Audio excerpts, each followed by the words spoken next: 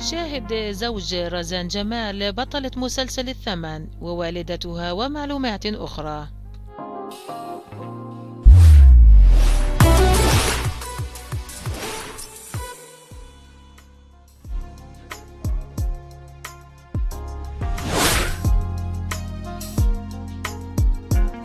رزان جمال ممثلة لبنانية من مواليد بيروت، اشتهرت بأدوارها في المسلسل التلفزيوني القصير كارلوس للمخرج أوليفير السايس الفرنسي عام 2010.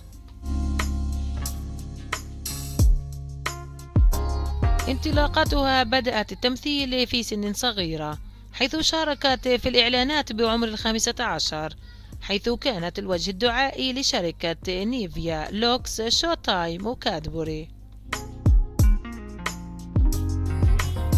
رزان جمال وزوجها.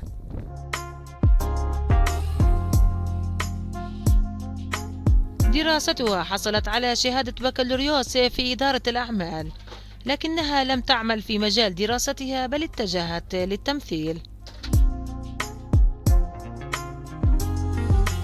بعد اختيارها من قبل مخرج كبير لأداء دور لانا جرار الذي اشتهرت به في مسلسل كارلوس القصير الذي تم إنتاجه بإنتاج ألماني فرنسي.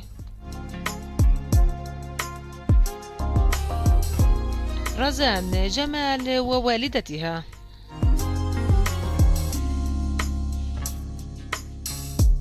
منذ طفولتها شجعتها والدتها على الدراسة وتحمل المسؤولية.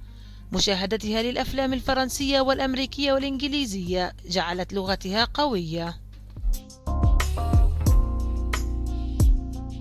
لغتها العربية كانت ضعيفة حتى قررت أن تتعلم اللغة العربية، وأصبحت الآن متحدثة مميزة بالعربية وبأكثر من 4 لغات أخرى.